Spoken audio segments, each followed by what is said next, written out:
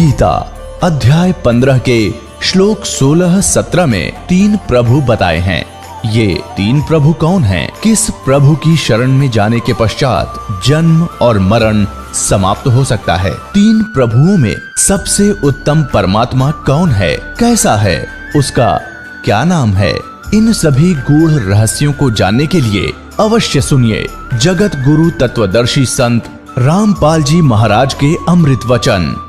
अब श्री सावन सिंह जी को भी कितना ज्ञान था, उससे सिद्ध हो जाएगा कि श्री खेबामल सिंह जी के पास भी इसी कुएं का पानी है, तो सच्चा सौदा सिरसा में भी क्या होगा अब देखिएगा। अब ये है एक पुस्तक है संत मत प्रकाश, जिसके लेखक हैं श्री सावन सिंह जी। यह संत मत प्रकाश भाग 3 है और इसके लेखक हैं श्री सावन सिंह जी। ये है श्री सावन सिंह जी, इनका चित्र दिखाते हैं आपको। ये है श्री सावन सिंह, संत मत प्रकाश भाग।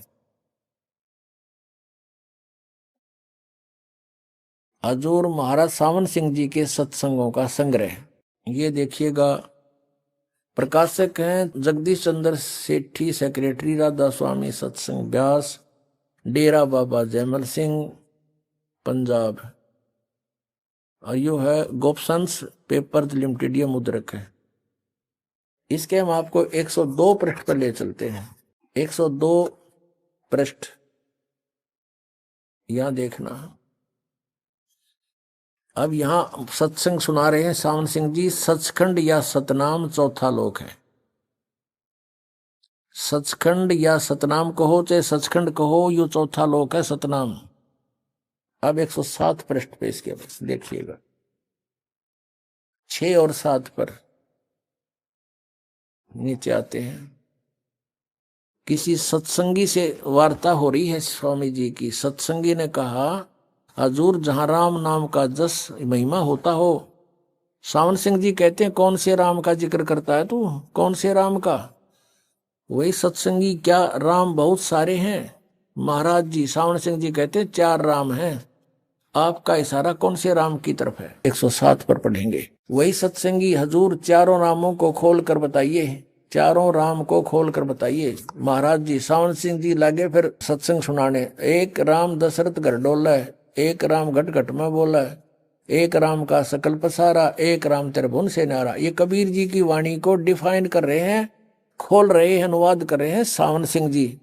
पहला राम राजा दशरथ के बेटे, जो त्रेता युग में हुए अवतार थे, आए और अपनी ड्यूटी अदा करके चले गए, लेकिन अब हमें नहीं मिल सकते, हमारा काम नहीं कर सकते। दूसरा राम मन है, जो घट घट में व्यापक है। तीसरा राम ब्रह्म है, जो सारी त्रिलोकी को पैदा करता है, पालता और नाश करता है। चौथा राम सतनाम है, ये असली राम है। वाह रे सावन सिंह, अब यो सतनाम राम हो गया और यो असली राम। वह सतलोक और सचखंड कह था इस देख 102 पृष्ठ पे। ये 102 पृष्ठ पे इसी संत मत भाग प्रकाश 3 के भाग 3 के 102 पे कह रहा है कि सचखंड या सतनाम चौथा लोक है। 107 पे कह रहा है यो असली राम है। हमारे देवताओं खूब समारे तुम मारगिरी दुनिया है, काल के मुंह में ठोक दी। हे भगवान, अब आपने वचन देख लिए राधा स्वामी पंथ के मुखिया के और सावन सिंह जी के, इसलिए बताने पड़े क्योंकि इससे एक और शाखा निकली है सच्चा सौदा सिरसा की। ऐसा ही ज्ञान उनके पास है। थोड़ी सी झलक उनकी भी दिखा दें। अब पुस्तक का नाम है सचखंड की सड़क। इसके नाम ने सुनकर आदमी कटका मर जा। अकबाई सीधा कति मेटल रोड है और चढ़ार भगवान के दरबार में, और इसमें खख भी नहीं है, कख नहीं है इसके अंदर सतलोक और सचखंड के बारे में। ये डेरा सच्चा सौदा से प्रकाशित है। सचखंड की सड़क पहला भाग है। इसके लेखक हैं दासन दास हजूर महाराज सतनाम सिंह जी, डेरा सच्चा सौदा सिरसा हरियाणा। यानी ये श्री खेगमामल सिंह जी के उत्तराधिकारी हुए सीधे, यानी दूसरे गद्दी नसीन। अब तीसरी गद्दी चल रही है। धन धन सतगुरु तेरा ही आसरा। सचखंड की सड़क भाग पहला, ये वो सतनाम सिंह जी इसके लेखक हैं। और यहां से ये पट छपी है, प्रकाशक ये इंद्र सेन प्रबंधक, डेरा सच्चा सौदा, और मुद्रक भी यही है इंद्र सेन प्रबंधक, परमार्थ उपदेश प्रिंटिंग प्रेस, डेरा सच्चा सौदा, सतनाम सिंह जी मार्ग, सिरसा हरियाणा से। खेमामल सिंह जी की थोड़ी जानकारी दे रखी है प्रथम पृष्ठ पर। पूज्य मस्ताना जी का पहला नाम श्री खेमामल जी था। आपके पिताजी हलवाई की दुकान किया करते थे। अब हम 226 पृष्ठ पे इस पे सचखंड की सड़क, इसके पृष्ठ नंबर 226 पर ये एक शब्द है, अलख नामी आया सारे देश छोड़ के जी छोड़ के। इसका अनुवाद करा है यहां पर, अलख नामी आया सारे देश छोड़ के जी छोड़ के। अब ये वाणी है शिवदयाल जी की, और खोलने चले सतनाम सिंह जी। देखिएगा, त्रिलोकी स्थूल सूक्ष्म और कारण, यह इनकी त्रिलोकी है। अकल देखो इनकी, ये भगवान तक की सारी रचना काल निरंजन ने की है। संतों का देश सचखंड या सतलोक है, बिल्कुल ठीक बोले यहां तक तो। और वही सतपुरुष या आदि पुरुष का स्थान है। अच्छा, और इस सचखंड के बारे में कह रहे हैं, सतलोक के बारे में, वह अजर अमर अविनाशी है, सदा एक रस है, वहां चेतनता ही चेतनता है, प्रकाश ही प्रकाश है, और कुछ नहीं है, प्रकाश ही प्रकाश है। नीचे पिंड अंड की कुल रचना का आदि और अंत वही है, कौन? सचखंड। उसी को सतनाम, इस सचखंड को, सतलोक को, उसी सतलोक को सचखंड, उसी को सतनाम, उसी को सत शब्द और उसी को सार शब्द कहा जाता है। आ गया ना इनका भी जाड़ा। इससे सिद्ध हो गया कि ये एक कुएं का पानी है, एक कुएं का जल है, और कोरा अज्ञान भरा पड़ा है इनके अंदर। बोले श्रद्धालुओं को इन्होंने काल के मुख में डाल दिया। सतलोक में कुछ भी नहीं है, और वहां आत्मा कैसे जाकर मिलती है? जैसे बूंद समुद्र में। फिर वहां के टिंडे लेने जावांगे जो भगवान ने नहीं। अब सतलोक आश्रम बरवाला में गुरुजी है नहीं, और चलो नाम लेकर आवांगे। नाम किस पे लोगे जब गुरुजी निराकार है? तो इस तरह की इनकी अपनी सोच, अपना अज्ञान है। लेकिन तत्व ज्ञान ये है कि वह परमात्मा सशरीर है, मनुष्य सदृश्य है, उसके एक रोमकूप में करोड़ सूर्य मिला दे, करोड़ चंद्रमा, इतना तेज है। पुण्यात्माओं, ये सभी पुण्यात्मा थी, इनको तत्वदर्शी संत मिला नहीं, और ये पिछले जन्मांतर के इनके जो पुण्य थे इनके साथ थे, जिस कारण से इनके वचन में शक्ति और इनकी जो है कसक भगवान में अलग से थी।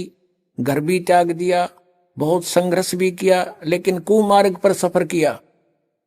कुमार्ग पर विपरीत दिशा में कितना तेज दौड़ लो, विपरीत ही दूर ही होता चला जाता है मंजिल से। अब इनकी साधना सत्य न होने से इनका अंत कैसे हुआ, इनके प्रवर्तकों का, ये और दिखाता हूं। अपने आत्माओं, डेरा सच्चा सौदा के जो प्रबंधक हैं यानी प्रवर्तक हैं, जिन्होंने वह स्थापना की डेरे की, वो थे श्री शाह मस्ताना जी बलोचिस्तानी खेमामल जी। और वो पिछले पूर्व जन्म के पुण्यकर्मी प्राणी थे। उनके वचन से कईयों को लाभ भी हुआ, उनके कृष्ण में लिखे हुए, उन सिद्धियों से बहुत प्रसिद्ध हो गए। आगे चार्जर ठीक था नहीं, सतनाम उनके पास था नहीं, वो 3 नाम शुरू कर दिए, अकाल मूर्त, शब्द स्वरूपी राम, सतपुरुष। ये नाम हुए। ये तो एक परमात्मा की महिमा है, जैसे जल पानी नीर, जल पानी नीर। अब वो जल प्राप्त कैसे हो, वो विधि न्यारी है। हैंडपंप लगाना होगा तो वो जल पानी नीर जब मिलेगा, जल पानी नीर कहते रहो, नहीं मिलेगा। हैंडपंप के लिए जो इंस्ट्रूमेंट चाहिए वो सारे प्रयोग करने पड़ेंगे, औजार, तब वो मिलेगा। ऐसे ये सतनाम के जो मंत्र है, इसका श्वास उस श्वास से सेवन करना होता है, 2 अक्षर का है ये। और ये जैसे बोकी मारते हैं जमीन में पानी निकालने के लिए, हैंडपंप लगाने के लिए, तो ये बोकी लगानी पड़ेगी सतनाम के मंत्र की। श्वास उस श्वास की। एक मंत्र अंदर लेना है, दूसरा बाहर छोड़ना है। अब जैसे बोकी मारते हैं, जमीन से मिट्टी खोदी, वो बोकी से पाइप से एक यंत्र होता है पाइप जैसा, उसे मिट्टी बाहर डालते रहेंगे, सुराख बनता रहेगा और पाइप को नीचे डालते रहेंगे, वो पानी तक पहुंच जाएगी। ये काम है सतनाम का, यानी बोकी और पाइप का। वो तो पानी तक तो पहुंच गई, जल तक पहुंच गई पाइप, लेकिन जल मिला कैसे? वो फिर हैंडपंप लगाना पड़ता है, उसको भी हिलाना पड़ता है, उसकी भी क्रिया है। तब वो हैंडपंप जो है वो सार नाम है, आदि नाम है। उससे फिर वो जल मिले, जल कहो चाहे नीर कहो चाहे पानी कहो, उसको सतपुरुष कहो, अकाल मूर्त कहो, शब्द स्वरूपी राम कहो, वो इस सतनाम रूपी इस प्रोसेस से मिलेगा। 2 अक्षर का नाम ओम और तत् है। ओम तत् सत 3 पुरुष है, सरपुरुष, अक्षर पुरुष और परम अक्षर पुरुष। परम अक्षर पुरुष सतपुरुष है, पूर्ण परमात्मा है। तो ओम और तत् ये 2 मंत्र मिलके तो सरपुरुष और अक्षर पुरुष की साधना है। और तीसरा मंत्र परमात्मा का सारनाम है, जो सतलोक में स्थायी स्थान देगा, जिससे हैंडपंप समझो सारनाम। सतनाम तक भी प्राप्त है तो सारनाम मिला नहीं तो भी व्यर्थ है, क्योंकि वहां तक तो पहुंच गया लेकिन हैंडपंप लगा नहीं तो वो जल मिला नहीं। तो इसी प्रकार ये तीनों नाम जाप के हैं। आदि नाम भी जाप करने का है और सतनाम के 2 अक्षर का भी नाम जाप करने का। और ये कहते राधा स्वामी वाले कि वो तो अंदर पार ब्रह्म मिलेंगे, मेरे पास भूत बन के। अब देखो श्री खेमामल सिंह जी की मृत्यु कैसे हुई। ये है सतगुरु के परमार्थी कृष्णों के वृंतांत। ये पुस्तक है, पहला भाग। इसके संग्रह करता है ये वर्तमान में जो गद्दी पर बैठे हैं, डेरा सच्चा सौदा सिरसा के श्री गुरमीत सिंह जी। और ये कहां से छपा है? मुद्रक इंद्रसेन प्रबंधक, परमार्थ उपदेश प्रिंटिंग प्रेस, डेरा सच्चा सौदा, बेगू रोड, सिरसा, हरियाणा, भारत से। अब इसके आपको दिखाते हैं। ये है श्री खेमामल सिंह जी और 31 पृष्ठ पर आप देखो। बेपरवाह जी, यानी इनके जो खेमामल जी को ये शहनशाह बेपरवाह नाम से पुकारते थे। बेपरवाह जी वहां के एक प्रेमी की कार में बैठकर पहाड़गंज में एक डॉक्टर की दुकान पर चले गए। आप जी के साथ सिरसा शहर का प्रेमी गोविंद मदान तथा 3-4 और प्रेमी भी थे। नीचे आ जाओ। अब वहां उनसे डॉक्टर से बातें करी और वो अपनी बताई, मैं बीमार हूं। तो इतने में डॉक्टर ने हुक्म के अनुसार, यानी क्या अभी इंजेक्शन लगेगा, तो इसने खेमामल जी ने कह दिया लगा दे। इतने में डॉक्टर ने हुक्म के अनुसार बेपरवाह जी का इंजेक्शन लगा दिया। उसके साथ ही आप वहीं बेंच पर लेट गए। कौन? खेमामल जी, बिलोचिस्तानी सामस्ताना बेपरवाह जी बेंच पर लौट गए और इंजेक्शन से रिएक्शन होगी, तलवों में जलन होगी, पैरों में का बहाना करके धन धन सतगुरु का नारा लगा दिया। अर्थात 18 अप्रैल 1960 को सुबह 10:15 पर अपना पंच भौतिक शरीर छोड़ दिया। छोड़कर अनामी देश में जा समाये। यह दृश्य देखकर डॉक्टर के पसीने छूट गए। वह भौचक्का रह गया कि अब क्या होगा।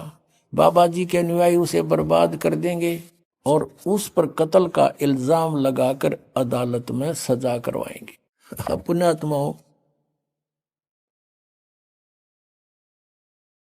अब देखो, संत और इंजेक्शन तो मरे, रिएक्शन थे। धिक्कार ऐसी भक्ति को है। ये तो पहले तो औरों के दुख दूर करें थे और अपनी जान नहीं बचा पाए। क्योंकि कारण क्या है? ये पुण्यात्मा थी, पूर्व जन्म के, इनकी बैटरी चार्ज थी और वह बैटरी होगी डिस्चार्ज। आगे भक्ति ठीक थी नहीं। उसके शेष थे सावण सिंह जी के। सावण सिंह जी ने वही ज्ञान उसका शिवदयाल जी वाला ही था। अब शिवदयाल जी की क्या दुर्गति हुआ भी दिखाऊंगा। अब ये क्या बताते हैं कि अनामी देश में चले गए। अनामी देश में ये चले जाते हैं तो बूंद समुद्र में मिल गई। फिर ये क्या कहते हैं कि वही सामस्ताना खेमामल जी दोबारा गुरमीत सिंह जी के रूप में आ चुके हैं, जन्म ले लिया दोबारा। अरे गीता जी अध्याय नंबर 15 के श्लोक नंबर 1 से 4 में स्पष्ट किया है कि जब तत्वदर्शी संत मिल जाए, उसके पश्चात उसके बताए अनुसार साधना करने से परमेश्वर के उस परम पद की खोज करनी चाहिए, जहां जाने के बाद साधक फिर लौटकर कभी संसार में नहीं आता, फिर खाक मुक्ति हुई इसकी। अब दिखाते हैं आपको, अगर ये ही दोबारा आ गया तो इसका कारण ये हो सकता है कि इसके कुछ और पुण्य शेष थे, और ईब ये गुरमीत सिंह राम रहीम के रूप में उन कति बर्बाद करेगा। राज भोग रहा है, आगे 8-8, 9-9, 10-10 गाड़ियां चलती हैं, आज राजा को सुख नहीं उसको प्राप्त है, तो ये अपने कति कर्म बिगाड़ के अगले जन्म में पता नहीं कौन सी योनि में जाएगा। अगर वही आ गया है तो ये देखिए फिर इसकी मोक्ष के होया, अड़े धक्के खाने हैं फिर। अब ये भी स्पष्टीकरण देते हैं आपको। अब ये वही पुस्तक है पृष्ठ 56 पे, श्री हजूर महाराज जी मौजूदा सरकार के पावन जीवन दर्शन। परम पूज्य श्री हजूर महाराज यानी गुरमीत सिंह जी का जन्म 15 अगस्त 1967 मंगलवार को हुआ, यानी बलोचिस्तानी शाह मस्ताना की मृत्यु के 7 वर्ष बाद। अब यहाँ क्या बताते हैं कि हजूर परम पिता मौजूदा सरकार यानी गुरमीत सिंह जी के अवतार धारण करने के संबंध में सिरसा शहर का एक पुराना साधु नियामत राम जी, जो कि शहनशाह मस्ताना जी का पाठी रह चुका है, ने शहनशाह मस्ताना जी का वचन इस प्रकार बताया कि शाह मस्ताना जी ने अपना चोला बदलने से पहले 2-3 बार जनवरी 1960 में इस तरह से वचन फरमाए, हम 7 साल के बाद तीसरी बाडी के रूप में फिर आएंगे। मस्ताना जी के उपरोक्त वचनों की उस समय तो किसी प्रेमी को समझ नहीं आई, परंतु इस वचन का भेद तब खुला जब हजूर पिता गुरमीत सिंह जी महाराज के अवतार धारण कर लेने की तिथि 15 अगस्त 1967 की पता चला। ये वचन सन 1960 में फरमाए थे, 1967 में पूरे 7 साल होते हैं। अपने आत्माओं, ये है इनकी कहानी। यदि वही आगे है तो मोक्ष की तो है इनका। अब ये कहें कि ये तारण खातिर आए हैं, ये तो डबाउन खातिर आ रहे हैं, नाम तीनों गलत कहेगा पता नहीं, ये तो फिर डबाउन आ गया। इसका मतलब तो ये हुआ, कहने का भाव ये है कि ये पिछले जन्म के पुण्यकर्मी प्राणी हैं, अपना जीवन नष्ट कर रहे हैं और साथ में अनुयायियों को भी बर्बाद कर रहे हैं। दास सिर्फ आपको आगाह कर रहा है, इनका कोई दुश्मन नहीं, मेरा कोई ये हक लेते नहीं। उद्देश्य यह है कि परमात्मा ने इस दास की सेवा लगा दी, सच्ची कहूं, सच बताऊं, सत्संग सुनाऊं। ये सब सत्संग में ही आते हैं। कबीर परमेश्वर स्वयं आए थे। उस समय के सभी ब्राह्मण गुरुओं, ऋषियों और काजी और पंडितों की ऐसी तरह अज्ञान की खाल उतारा करते थे, और वही दास की ड्यूटी ला दी। दास तो सच्चाई कहेगा और समाज को यह स्वीकार करनी पड़ेगी। 10 दिन पीछे देख लियो, फिर पछताओगे जितना लेट हो जाओगे।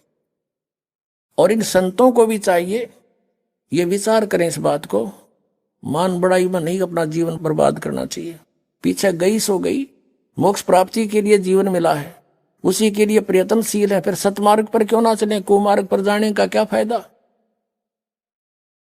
अब आपको दिखाते हैं श्री शिवदयाल जी की क्या दुर्गति हुई। उनका गुरु भी नहीं था कोई, और बिना गुरु के, गुरु बिन माला फेरते, गुरु बिन देते दान, गुरु बिन दोनों निष्फल हैं, चाहे पूछो वेद पुराण। ये जीवन चरित्र है स्वामी जी महाराज यानी शिवदयाल जी का, और इसके लेखक हैं उनके छोटे भाई प्रताप सिंह जी, श्री शिवदयाल जी के छोटे भाई। और ये प्रकाशित हुई है आगरा ट्रस्ट से, राधा स्वामी ट्रस्ट, स्वामी बाग आगरा से। उन्हीं के करकमलों से लिखा हुआ है, और इसमें वो भूत बने हुए अपनी शिष्याबुक्की में बोल रहे हैं, देखिएगा। यह है राधा स्वामी दयाल की दया राधा स्वामी साहेब जीवन चरित्र, स्वामी जी महाराज का, शिवदयाल जी का समझो। लेखक हैं लाला प्रताप सिंह सेठ उर्फ चाचा जी साहब। प्रकाशक हैं राधा स्वामी ट्रस्ट, स्वामी बाग आगरा से। और ये है स्वामी जी के स्वरूप। देखो ये हजूर स्वामी जी शिवदयाल जी का स्वरूप है। और ये कहाँ से प्रकाशित है? राधा स्वामी ट्रस्ट, स्वामी बाग, आगरा से छपा है। मुद्रक हैं अर्पण प्रिंटरी, राधा स्वामी चैम्बर्स, भालेज रोड, आनंद। ये इनके फोन नंबर, इनके 28 पृष्ठ पर दिखाते हैं। अब इसमें क्या लिखा है इन्होंने 27 पृष्ठ पे? ये यहाँ नीचे, मालिक कुल में सर्वशक्ति और ताकत है और कुल का भंडार है और उसकी कुदरत से रचना का सब काम चल रहा है। और जो परम संत वहां से आते हैं वे भी वही ताकत और सामर्थ्यता लेकर आते हैं, समर्थता। तो उनमें और अनामी पुरुष में कुछ जरा भी फर्क नहीं होता है। तो जब इस संसार में जीव के उपकार के वास्ते अनामी पुरुष या परम संत आनकर प्रकट होते हैं तो उनसे बड़ा संसार में कोई नहीं होता, तो वे किसी को गुरु नहीं बनाते हैं। इसी वजह से ये आपने लिपा पोती करी है शिवदयाल जी के लिए। 28 पर देखो, इसलिए स्वामी जी महाराज का कोई गुरु नहीं था और न किसी से उन्होंने परमार्थ का उपदेश लिया। हर जबकि इनकी जीवन लिखा कि वो हाथरस वालों की बहुत संगत करी, उनके उपदेश सुना करते थे। अब यहाँ उनका गुरु कोई बनाया नहीं, इसलिए लिपा पोती की कि परम संत गुरु नहीं बनाते। जबकि पुण्यात्माओं परमेश्वर स्वयं आए थे, कबीर जी पूर्ण ब्रह्म परमात्मा थे, उनको गुरु बनाने की आवश्यकता नहीं थी, लेकिन उन्होंने भी गुरु बनाया। ये प्रमाणित रखने के लिए कि आने वाले समय में ये काल के दूत न्यू क्या करेंगे, कबीर जी ने कौन सा गुरु बनाया था, इसलिए गुरु बनाना अनिवार्य है। परमात्मा कबीर जी कहते हैं, गुरु बिन माला फेरते, गुरु बिन देते दान, गुरु बिन दोनों निष्फल हैं, से पूछो वेद पुराण। रामकृष्ण से कौन बुढ़ा उन्हों भी गुरु कीन, और 3 लोग के वे धनी गुरु आगे अधीन। यानी कोई भी संत है उसको गुरु बनाना ही अनिवार्य है। इसलिए परमात्मा ने भी गुरु बना रही है। चौधरी पाक गया, गुरु कोई बनाया नहीं। फिर देख दुर्गति क्या होती है। मालिक का जो वचन है वो खाली नहीं होता। गुरु बिन माला फेरते, गुरु बिन देते दान, दोनों निष्फल है, चाहे पूछो वेद पुराण। ये निष्फल हुआ शिवदयाल जी का जीवन, ये भूत बन गए। ये देखो, ये वही पुस्तक है स्वामी जी महाराज का जीवन चरित्र।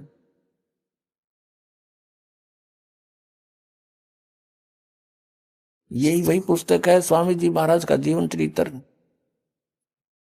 और इसके 78 पृष्ठ से हम पढ़ेंगे।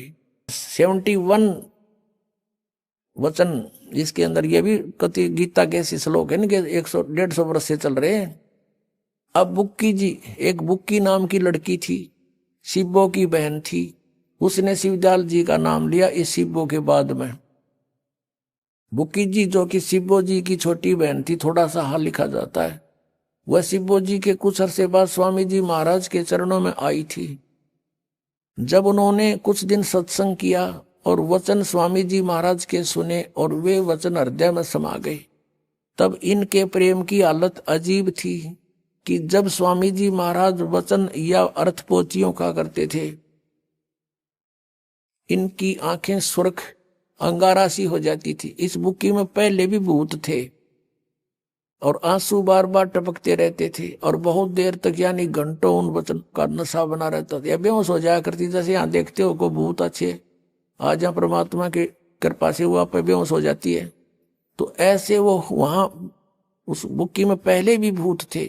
फिर जब स्वामी जी महाराज कथा से फुर्सत पाकर हुक्का पीते थे, शिवदयाल जी हुक्का पीते थे, तमाकू का प्रयोग करते थे। और कबीर परमात्मा कहते, भांग तमाकू छोतरा आफू और शराब, कबीर कैसे हो बंदगी ये तो करें खराब। तो हुक्का भी पीते थे, नाम भी गलत जाप करते थे, ये प्रेत बने। देखो आगे स्वामी जी महाराज कथा से फुर्सत पाकर हुक्का पीते थे या अभ्यास का रस लेते थे, यानी हठ योग करते थे। जब कथा कहने बैठते तो बुक्की जी महाराज के चरणों के अंगूठा मुंह में रखे हुए घंटों चरणामृत का रस लेती रहती थी। और जब कोई मत्था टेकने वास्ते हटाना चाहता तो वे चरण नहीं छोड़ना चाहती थी, तब मत्था टेकने वाले से कह दिया जाता था कि तुम दूसरे चरण पर मत्था टेक लो, इस प्यासी को मत हटाओ। अब ये गरादास स्वामी वाले न्यू कहे पूरा संत वो होता जो चरण ना छुआवे। अरे थारा हजूर जी भी छुआ होता चरण तय, जो आपका परम धनी भी चरण छुआया करता था, मत्था टेकवाया करता था। और वह बयान किया करती थी कि मुझे इसमें ऐसा रस आता जैसे कोई दूध पीता है। ये सब बनावटी बातें इनकी। इनके भजन का ये हाल था कि 8-9 घंटे रोज भजन किया करती है, बेहोश पड़ी रहा करती थी। इनको स्वामी जी महाराज के दर्शनों का पूरा आधार हो गया था। सूरत भी ऊंचे देश में पहुंचती थी। खक का न बेरा कोई ना कौन से जाओ थी, सतनाम का बेरा ना सतलोक का बेरा नहीं, वो सतनाम सचखंड ये जाओ थी कहाँ, भूत पड़ा था उसमें पड़ी रही थी बेहोश होकर के। जब स्वामी जी महाराज अंतर ध्यान हुए तब बुक्की जी की ये कैफियत हुई कि दिन रात बेहोश पड़ी रहती थी। स्वामी जी शिवदयाल जी की मृत्यु के बाद की बात है ये। और 2-3 दिन हाजिर जरूरी को भी रफा करने नहीं जाती थी, फ्रेश होने नहीं जाती थी। सूरत स्वामी जी महाराज के चरणों में लगी रहती थी। अब आपको आगे पढ़ाते हैं। करीब 1.5 महीने के ये हाल रहा। सबको खौफ हुआ शायद इनकी देह छूट जावे। तब स्वामी जी महाराज ने इनको दर्शन दिए। वो देह तुड़वा का आ गया, तब सिलावे भुन बन गए और आ गया फिर दोबारा भूत बन के और बुक्की में प्रवेश हो गया। और फरमाया कि जिस तरह तू सेवा पेशतर किया करती है उसी तरह करो। फिर उसी रोज से बुक्की जी भोग भी तैयार करती। लेखक कहता उसका छोटा भाई शिवदयाल जी का ये प्रताप सिंह के मेरे पन्नी गली के मकान पर पहले दस्तूर के माफिक, क्योंकि अब पन्नी गली वाला इस छोटे भाई का बांटा गया। जहां शिवदयाल जी रहा करता पहले उस पलंग पर बैठ कर हुक्का पिया करता, खाना खाता था। मेरी पन्नी गली के मकान पर पहले के दस्तूर के माफिक पलंग बिछा हुक्का भरती थी। बुक्की में वो प्रवेश था और बुक्की वह पलंग बिछाती अपने गुरुदेव के लिए, भूत के लिए, और हुक्का भरती। वह पलंग अभी तक बिछा रहता है। गरज की जिस तरह से की पेशतर सेवा किया करती थी, जैसे शिवदयाल जी की मृत्यु से पहले बुक्की उसका भोजन बनाती, हुक्का भर के देती, वो पिया करता और खाता था, उसी तरह से कुल काम करने लगी। और स्वामी जी महाराज उनको ध्यान के समय में प्रगट दर्शन देते थे और कुल सेवा भी उसी तरह कबूल फरमाते थे। यानी बुक्की बैठती पलंग पे, ओका भर के और खाना खाती और फिर ओका पीती।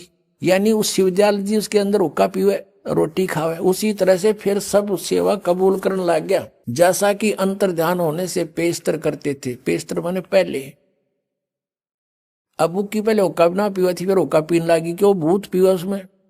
बुक्की जी को महाराज उनके आखिरी दम तक प्रकट रहे कि मरी जब तक उस समय रहे हुए भूत पहुंच गया नामी लोक में। ये तो बुक्की लोक में आ गए। फिर यहां तक कि जिस किसी को जब कोई बात स्वामी जी महाराज से अर्ज करनी होती थी तो वे बुक्की जी के जरिए से दरियाफ्त कर लिया करते थे। बुक्की जी में इंटरनेट लग गया और हम लग गया कोई ना है, और उसमें वो ऑन करते बोलने लग जाता भूत। यानी बुक्की जी अब अभ्यास के समय स्वामी जी महाराज को प्रकट कर लेती थी। या लिपा पोती करें भी महाराज जी को प्रकट करके हम कलाम हुआ करती थी, यानी तो बातें कराया करती। फिर सतलोक में कित गया वो। इस नियाजमंद को भी जब कभी भीड़ के समय में घबराहट होती थी, लेखक कहता उसका छोटा भाई शिवदयाल जी का कि मुझे भी कोई आपत्ति आ जाती थी, कोई समस्या आ जाती थी और घबराहट होती थी तो किसी तरह से अकल काम नहीं देती थी, तब बुक्की जी के जरिए से स्वामी जी महाराज का हुक्म लिया करता था। इंटरनेट खोल लिया करता, बुक्की में लाग रहा था वो उड़ा हाथ जोड़ के कहता और भूत उसमें बोल रहे था बुक्की में। उसके माध्यम से उसके जरिए से हुक्म लिया करता था और जैसा हुक्म होता था उसी के मुआफिक बंदा कारबंद होता। इसी तरह से राय साहब ने जो सालिग्राम जी था मौज की थी कि बुक्की के जरिए से 2-4 बार हुक्म हासिल किए थे। अपनात्मा परमात्मा कहा करते थे, साच कहूं तो जग मारे पर झूठ कही ना जाई हो, और साच न जग माना नीन झूठों जगपति आई हो। अब इन्होंने कितना देश बिगाड़ दिया बताओ, करोड़ों की संख्या में। इनको कख का पता नहीं, स्वयं भूत बन रहा, हेड ऑफ द डिपार्टमेंट इनका। अन्य की क्या दशा होगी।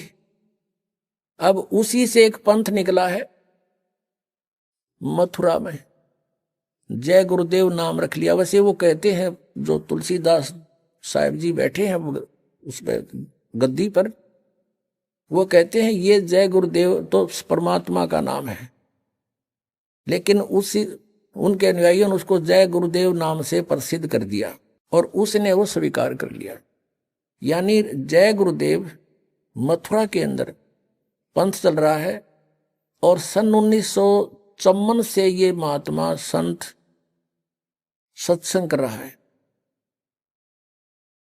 1954 से, जब दास केवल 3 वर्ष की आयु का था। क्योंकि ये पुण्यकर्मी प्राणी है, पूर्व जन्म के ऋषि महर्षि थे ये, इनके अंदर पिछले संस्कार अभी प्रबल थे, भक्ति के लिए इधर उधर भटके राधा स्वामी उस शिवदयाल के चक्कर में ये भी फंस गए।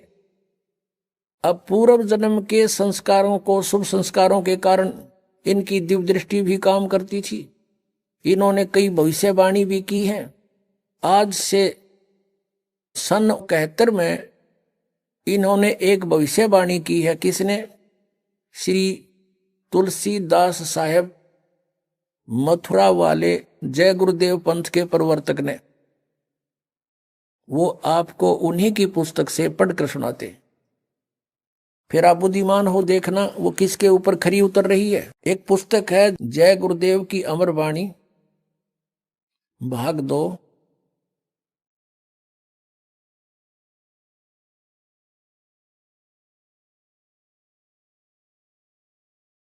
और ये कहां से छपी है? ये है शाकाहारी सदाचारी बाल संघ के से संकलित। प्रकाशक है दिव्या शर्मा, 88 साकेत कॉलोनी मथुरा से। मुद्रक है अर्जेंट प्रिंटर्स, पुराना बस स्टैंड मथुरा से। और ये है वो महात्मा, महान आत्मा। अब इनके ये हाथ भी गले पड़े हैं, इस अतिथि में आगे काफी एज्ड हो गए। अब ये परम संत तुलसीदास जी महाराज। अब ये श्रद्धालु तन्य हो गए, विश्व को शांति अब इन्हीं से मिलेगी। और ये क्या कहते हैं, इन्होंने ये ना समझा। अब इसके पृष्ठ नंबर आपको 50 पे दिखाते हैं। यह है पृष्ठ नंबर 50। सहकारी पत्रिका 7 सितंबर 1971 में स्टेटमेंट दी है इन्होंने। 7 सितंबर 1971 में इनकी स्टेटमेंट प्रकाशित हुई है। क्या? किसकी? तुलसीदास जी की। और ये इसमें बॉक्स के अंदर है, हम यहां से लेते हैं। वह अवतार जिसकी लोग प्रतीक्षा कर रहे हैं 20 वर्ष का हो चुका है। 7 सितंबर 1971 को वो 20 वर्ष का हो चुका है। इस दास रामपाल दास की डेट ऑफ बर्थ है 8 सितंबर 1951। 7 सितंबर को दास पूरा 20 वर्ष का हो चुका है और 8 सितंबर को 21वां वर्ष शुरू हो जाता है। फिर पढ़ो, वह अवतार जिसकी लोग प्रतीक्षा कर रहे हैं 20 वर्ष का हो चुका है। यदि उसका पता बता दूं तो लोग पीछे पड़ जाएंगे। अभी ऊपर से आदेश बताने का नहीं हो रहा है। मैं समय का इंतजार कर रहा हूं और सभी महात्माओं ने समय का इंतजार किया है। समय आते ही सबको सब कुछ मालूम हो जाएगा। अब पुण्यात्माओं, ये पुण्यकर्मी प्राणी था और सन 1954 से लेकर आज तक देखो कितने वर्ष हो गए इसको, लगभग 67 वर्ष हो गए।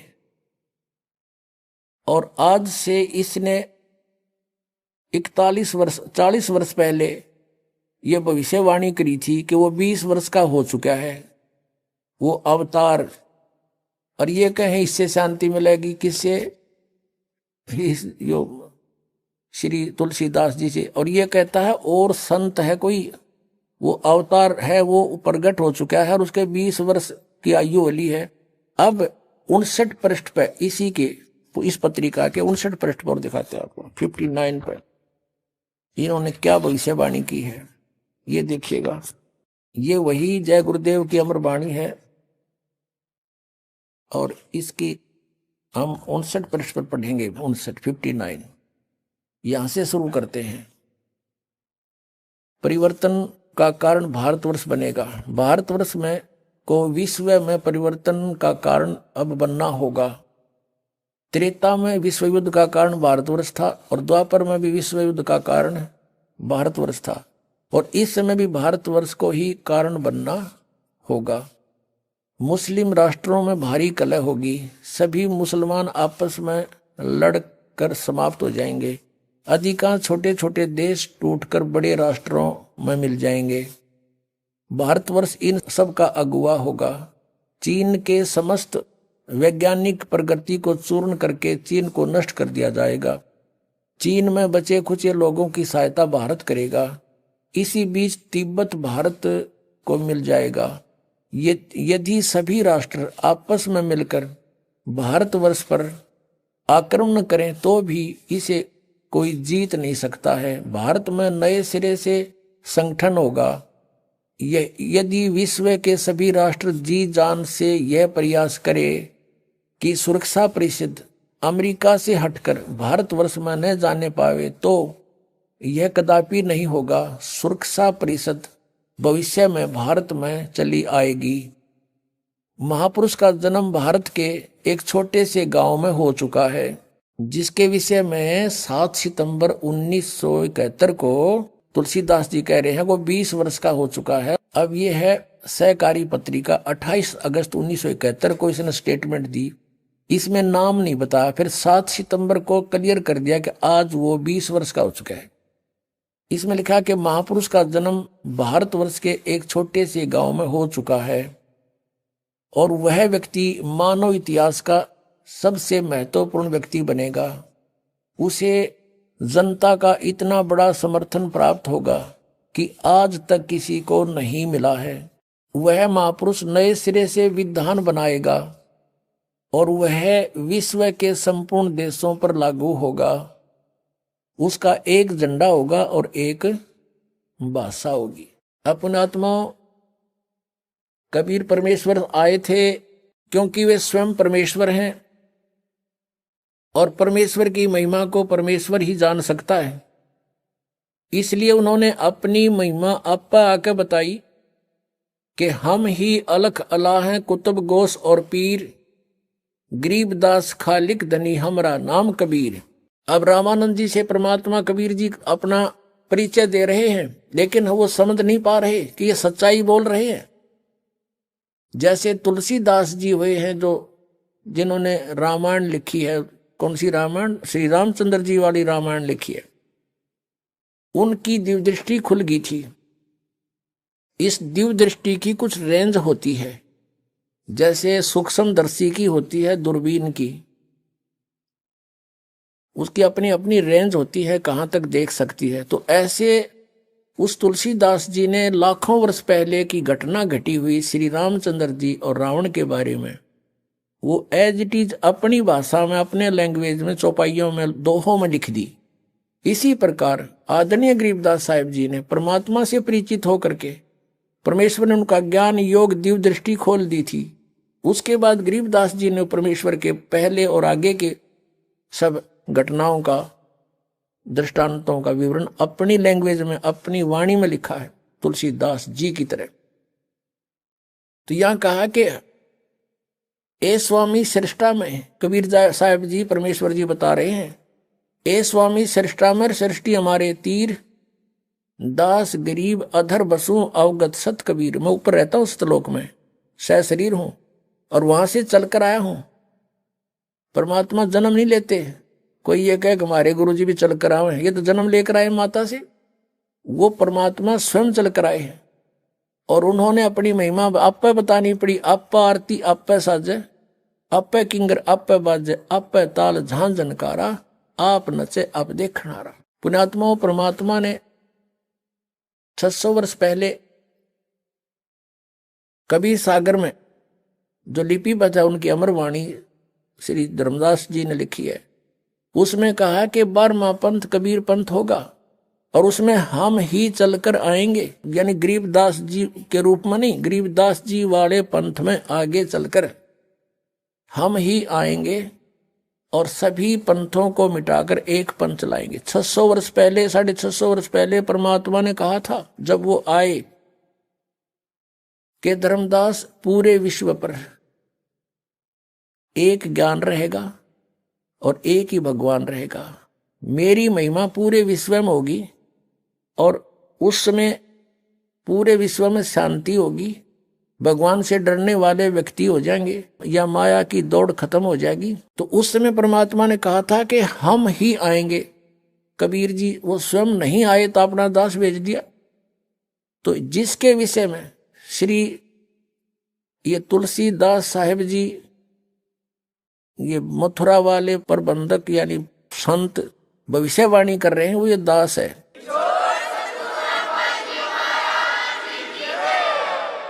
अब आप पे आरती, आप पे साजे, आप पे किंगर, आप पे बाजे, आप पे ताल झांझ झनकारा, आप नचे आप देखण आ रहा। अब ये तो महापुरुष है, इसको अवतार कहो चाहे कुछ को, लेकिन ये दास तो दास है। आपको बोल रहा है, दास परमेश्वर का कुत्ता है। आप धनियों को जगा रहा है कि आपको बहुत हानि करेगा ये काल। ये संत भी भ्रमित हैं, ये पंथ भी भ्रमित है, इनका ज्ञान भी भ्रमित है, इनका नाम भी भ्रमित है, ये काल के जाल में। दास की प्रार्थना है ये संत भी समझे, ये अपना कल्याण करवावे और आके अपना सतनाम पावे आवे। बोलो सतगुरुदेव।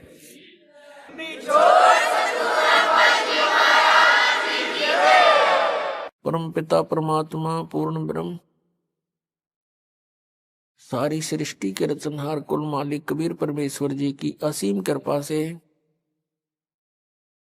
आप पुण्यात्माएं सत्संग सुन रहे हैं।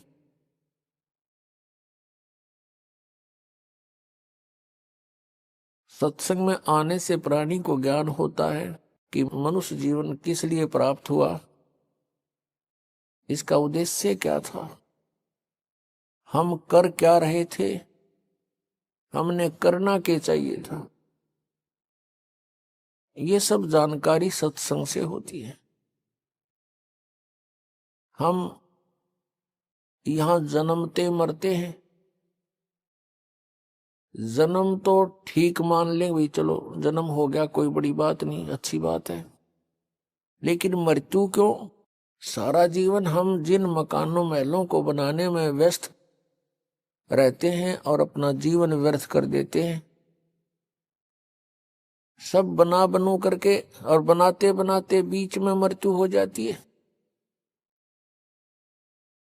ये ऐसा क्यों हो रहा है? जब तक हमें तत्व ज्ञान प्राप्त नहीं होता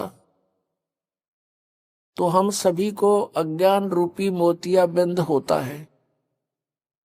परमेश्वर स्वयं आते हैं, वो इस अज्ञान रूपी मोतियाबिंद का ऑपरेशन करते हैं।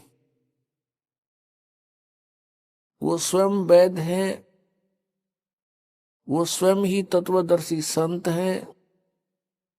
उनके अतिरिक्त कोई भी आध्यात्मिक ज्ञान को नहीं जान सकता, या फिर जिसके ऊपर परमेश्वर स्वयं ही रजा बख्शते हैं वही जीव परमात्मा के उस तत्व ज्ञान से परिचित हो पाता है।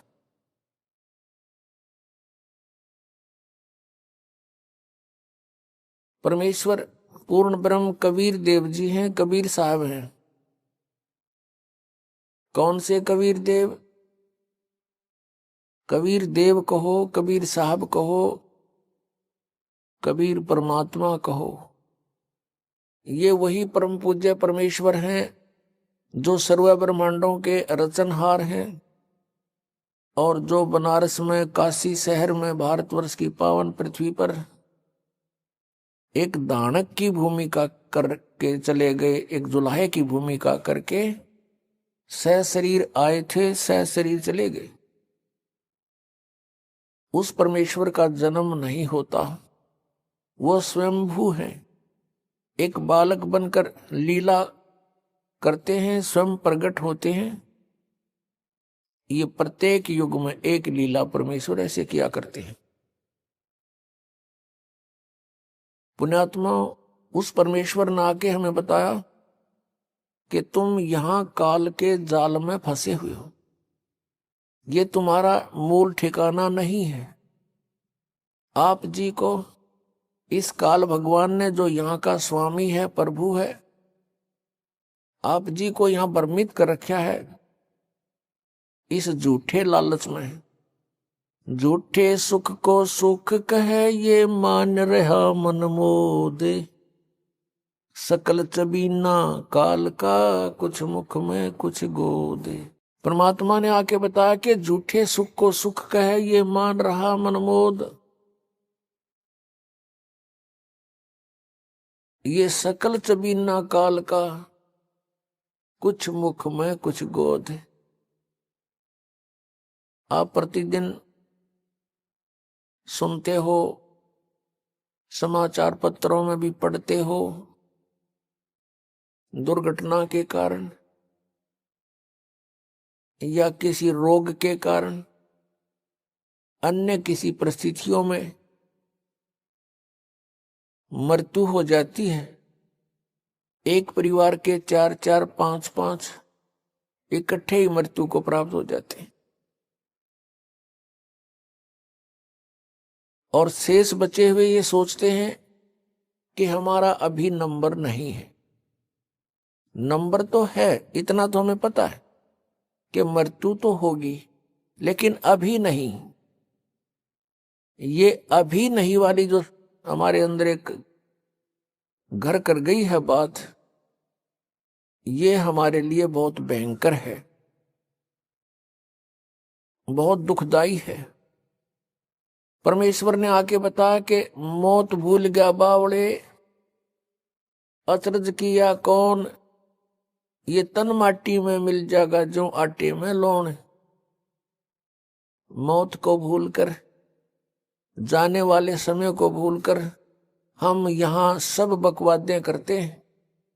और यदि किसी प्राणी को कोई ऐसा असाध्य रोग हो जाता है और उसको ये पता लग जाता है कि इसका कोई ट्रीटमेंट नहीं, कोई उपचार नहीं है, तेरी मृत्यु डेफिनेट है, उसकी स्थिति जानकर देखो, जो शेष बचे हुए ये सोचते हैं कि हमारा अभी नंबर नहीं है।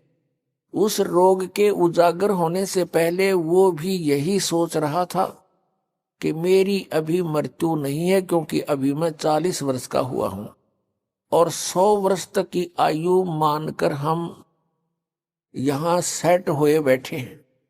लेकिन हम भूल जाते हैं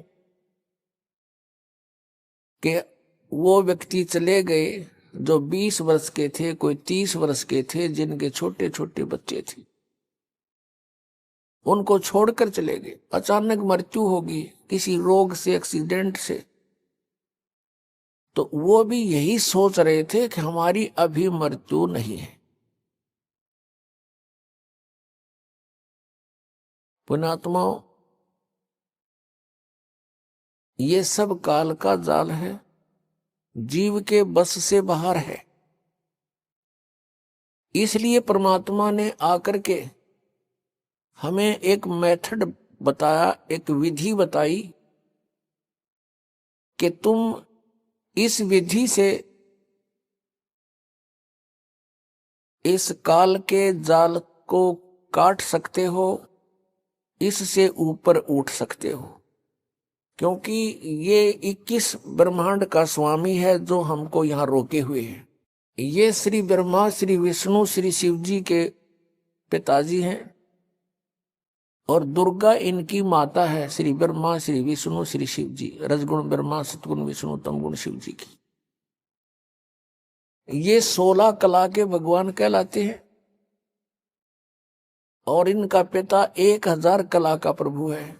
आइए अब हम उन श्रद्धालुओं के अनुभव जानते हैं जो जगत गुरु तत्वदर्शी संत रामपाल जी महाराज जी से दीक्षा प्राप्त कर चुके हैं तथा उनके द्वारा बताए गए भक्ति मार्ग पर चल रहे हैं। सर नमस्कार। नमस्कार सर जी। सर क्या नाम है आपका? रामेश्वर पांडुरंग जी लोहोकरे। सर कहाँ से आए आप? नागपुर, महाराष्ट्र। सर संत रामपाल जी महाराज की शरण में आने से पहले आप क्या भक्ति साधना करते थे? सर संत रामपाल जी महाराज जी की शरण में आने के पहले मैं वारकरी संप्रदाय से जुड़ा हुआ था। कम से कम 10 साल वो उससे जुड़ा रहा। बाद में मैं कबीर पंथ में आया। सर पहले आप वारकरी संप्रदाय से जुड़े हुए थे 10 साल तक, तो सर वहाँ पे आपको क्या भक्ति विधि बताई जाती थी? सर रामकृष्ण हरि ऐसा एक मंत्र जाप करने को बताते थे और पंढरपुर यात्रा करता था सर जी मैं। सर फिर क्या किया? सर उसके बाद में पिताजी हमको फिर कबीर पंथ में ले गए, जो दामाखेड़ा से रिलेटेड था। कबीर पंथ में आपने क्या भक्ति की और कितने साल तक की? सर कबीर पंथ में मैं कम से कम 30 साल भक्ति किया भगत। क्या भक्ति साधना दी जाती थी आपको वहाँ पर? वहाँ पे ये भक्ति साधना बोलो तो चौका आरती करना, और जहाँ जहाँ चौका आरती होती थी वहाँ वहाँ मैं उपस्थित होता था। बाकी भक्ति तो कुछ ऐसी थी नहीं। और एक मंत्र था, उन्होंने ये भी नहीं बताया कि कैसे करना है, कब करना है, पर जाप करो। सर एक बात बताइए, सर आप दामाखेड़ा पंथ से जुड़े हुए थे, तो आपको संत रामपाल जी महाराज के बारे में कैसे पता लगा? सर नागपुर में संत रामपाल जी महाराज का सत्संग हो रहा था, तब मैं वो देखने गया था, सत्संग सुनने गया था। वहाँ पे देखा, मुझे ज्ञान समझा, अच्छा लगा। फिर मैंने संत रामपाल जी महाराज जी से नाम दीक्षा ली। सर एक बात बताइए, सर आप दामाखेड़ा पंथ से जुड़े हुए थे, वो भी एक कबीरपंथी संत हैं और संत रामपाल जी महाराज जी भी कबीरपंथी संत हैं, तो फिर उनसे नाम दीक्षा क्यों लिया आपने?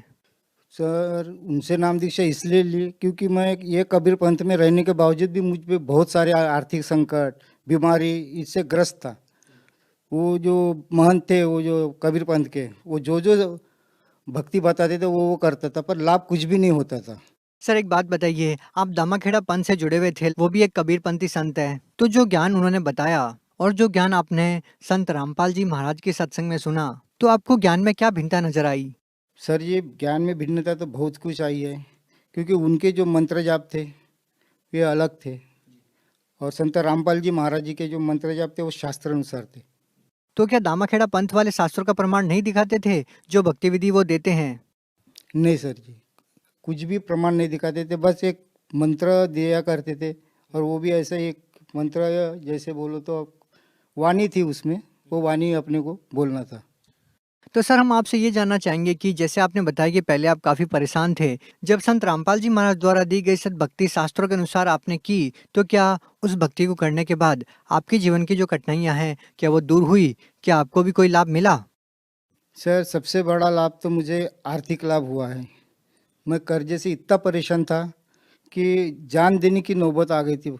यानी मेरा पगार ही नहीं पुरता था सर जी, कि मैं क्या करूँ क्या नहीं। मेरे बच्चे छोटे छोटे थे, ऐसी जान देने की नौबत आ गई थी। ब्याज कम से कम 15-16 हज़ार मेरा ब्याज जाता था साहूकारों को, पगार कुछ नहीं बचता था, बचा कुचा बीमारी में जाता था, तंग आ गया था। मैं तो जान देने को जा रहा था, पर मैं सोचता था कि बच्चों का क्या होगा, तो मैं वो निर्णय टाल दिया। और फिर मैं अब बता नहीं सकता भगत जी, संत रामपाल जी महाराज जी ने इतनी दया करी कि आज मेरे पे कुछ भी कर्जा नहीं है। सर कैसे दूर हुआ आपका वो कर्ज?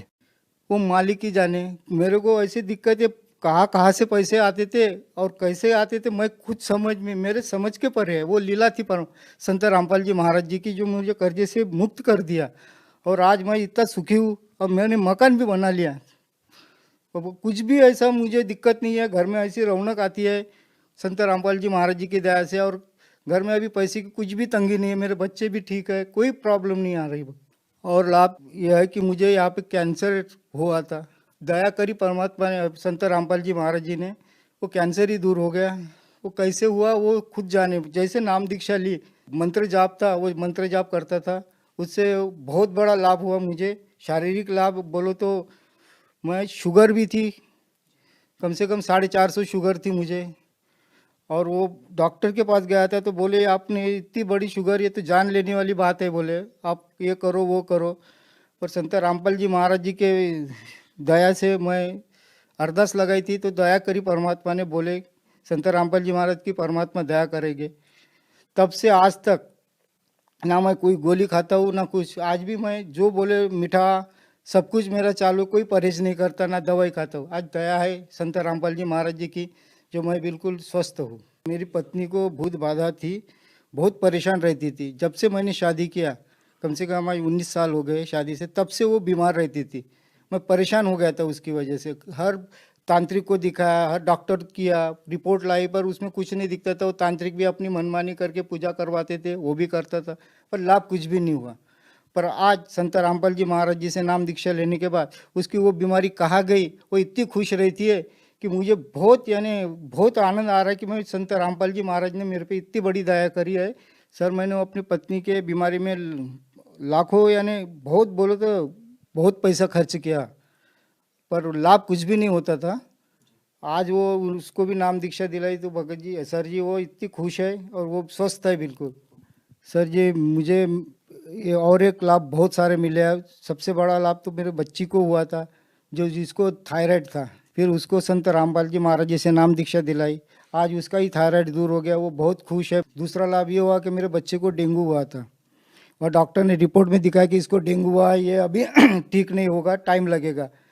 फिर गुरुजी से संत रामपाल जी महाराज जी से अरदास लगाई तो गुरुजी का आदेश आया कि परमात्मा संत रामपाल जी महाराज जी का आदेश आया कि परमात्मा दया करेंगे। दूसरे दिन बच्चा फिर को खाना मांगने लगा, डॉक्टर को दिखाने गए तो बोले ये कैसे हो सकता है, बोले इसने तो अभी तो 1 हफ्ता तो खाना नहीं, भूख नहीं लगनी चाहिए थी। मैं बोला ये सब आप समझोगे नहीं, बोला ये सब हमारे संत रामपाल जी महाराज जी की दया है। वो बोले बच्चे को खाना दो, बोले ये तो होता नहीं, बोले पर ये कैसे हुआ, बोले।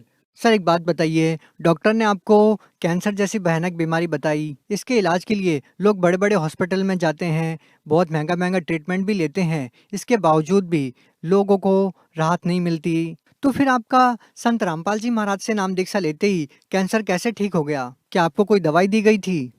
सर जी कोई दवाई नहीं दी, वो संत रामपाल जी महाराज जी से नाम दीक्षा लेने के बाद जो मंत्र जाप बताते थे वो शास्त्र अनुसार थे, वो विधि अनुसार मैं वो मंत्र जाप करता था। और वो मंत्र जाप करते करते कब मेरा वो कैंसर दूर हुआ खुद मुझे ही पता नहीं चला, और डॉक्टर भी परेशान हो गया कि इतने जल्दी ये कैसे हो गया। तो मैंने इतना ही बोला कि मैं गुरुजी से नाम दीक्षा लिए संत रामपाल जी महाराज जी से, उन्हीं की ये दया है, उन्हीं से मैं ठीक हुआ हूँ। तो सर जब संत रामपाल जी महाराज ने आपका कैंसर ठीक किया तो उसके लिए आपसे कितने पैसे लिए? क्योंकि कैंसर जैसी भयानक बीमारी को ठीक करने के लिए लोग लाखों रुपए खर्च करते हैं। संत रामपाल जी महाराज ने आपसे कितने पैसे लिए? सर कुछ भी पैसे नहीं लिए और ना ही वहाँ पे पैसे लगते हैं सर, ये सब अफवाह करवाते हैं, कुछ भी पैसा नहीं लगता है। संत रामपाल जी महाराज जी निःशुल्क नाम दीक्षा देते हैं और बीमारी अपने आप मंत्र जाप से दूर हो जाती है जी। सर एक बात बताइए, आज का जो समाज है वो मेडिकल और डॉक्टर्स पे ज़्यादा विश्वास करता है, संतों के ऊपर बाबाओं के ऊपर इतना विश्वास नहीं करता। तो सर आप उन भगत समाज को क्या बताना चाहेंगे कि संत रामपाल जी महाराज से नाम दीक्षा लेते ही कैंसर जैसी भयानक बीमारी ठीक हो जाती है और भूत प्रेत जैसी समस्याएं दूर हो जाती है? सर क्या कहना चाहेंगे आप? सर मैं संदेश तो नहीं दे सकता, उस दास की इतनी औकात नहीं है, संत रामपाल जी महाराज जी संदेश दे सकते हैं। मैं तो इतना बता सकता हूँ भगत समाज को कि संत रामपाल जी महाराज शास्त्र अनुसार भक्ति बताते हैं और उस भक्ति से बहुत सारा लाभ जो शास्त्रों में लिखा है उस अनुसार अगर भक्ति करने से अपने को बहुत सारा लाभ होता है। संत रामपाल जी महाराज वही शास्त्र अनुसार भक्ति बताते हैं। आप आइए और संत रामपाल जी महाराज जी से नाम दीक्षा लेके अपना कल्याण कराइए और मोक्ष प्राप्त कीजिए। सर अगर कोई व्यक्ति आपकी तरह अपनी समस्याओं का समाधान चाहता हो या फिर अपनी बीमारियों से छुटकारा चाहता हो या फिर कोई आर्थिक समस्या है उसको ठीक करवाना चाहता हो, तो फिर वो संत रामपाल जी महाराज से नाम दीक्षा कैसे ले सकते हैं? सर आज यूट्यूब चैनल फेसबुक पे बहुत यानी संत रामपाल जी महाराज जी के सत्संग आते हैं और बहुत सारे टीवी चैनलों पर सत्संग आते हैं और नीचे पट्टी चलती है, उसमें संत रामपाल जी महाराज जी के आश्रम के वो पूरे नंबर दिए जाते हैं। उस पर आप फ़ोन करके नज़दीकी नामदान सेंटर का पता करके आप वहाँ से नाम दीक्षा ले सकते हैं। जी बहुत बहुत धन्यवाद। नमस्ते सर।